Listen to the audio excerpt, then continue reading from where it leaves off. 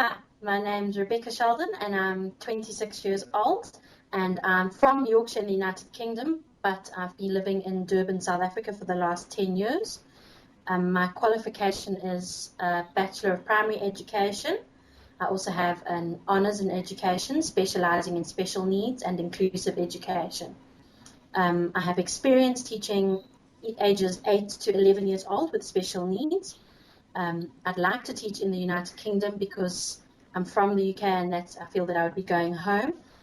Also, I'd like to get as much experience as I can in as many different places as I can and to help as many different children as I can. All right. Where do you currently teach, Rebecca? I teach at a school called Hillcrest Primary School in Durban in South Africa. All right. How would you describe the school and the pupils? It's a mainstream primary school. It's a big school. There are over 1,000 children at the school. And there's on the campus, there's a separate remedial unit, special needs unit, which is where I teach, which ranges from ages 6 to 12. And it's boys and girls. It's a mixed gender school. Okay. All right. All right. So that key stage would be key stage 2?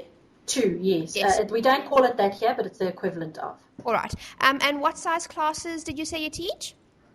I have 16 SEN learners in my class. All right. And that's all mixed abilities. They're all special needs children with mild to moderate special needs, but they're all different needs. Okay. How do you cater for the different needs and abilities in your classes? I do a lot of group teaching. I have, in general, I have 3 groups, but the groups change because I have children with maths problems and then I have children with language problems. So obviously the children that are in my top maths group may be in my bottom language group.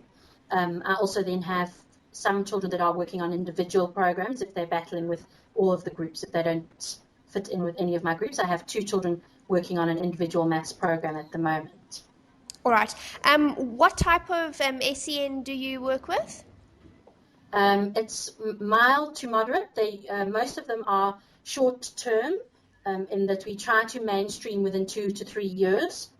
I have had one child with Asperger's, sort of on the autistic spectrum, high functioning, but he battled with social skills and sort of personal boundaries and behavior, that kind of thing.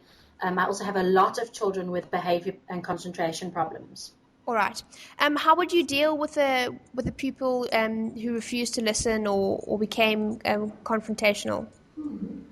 Generally, I would try not to deal with it there and then in the situation, rather take the child out of the situation, let them cool down, let me cool down, because I don't want to have to shout or get angry with the child. I'd rather be done calmly and quietly. Put them sort of to the back of the classroom, whatever, in the corner, time out, and then once everything's sort of settled down, then go and approach that child and talk to them individually and quietly about what's happened and perhaps how they could have handled things differently or what they should have done and that sort of thing. So it's not putting the child on the spot and not aggravating the situation by becoming angry and by shouting. All right. How do you think a UK school would differ from your current experiences? Well, as far as special needs is concerned, we do have very large classes here. We don't have the resources for such small classes as in the UK.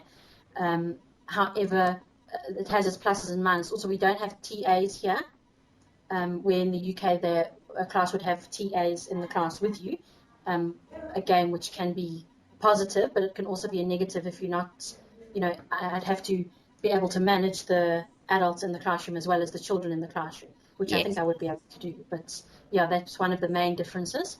I think also here, everything is very old school.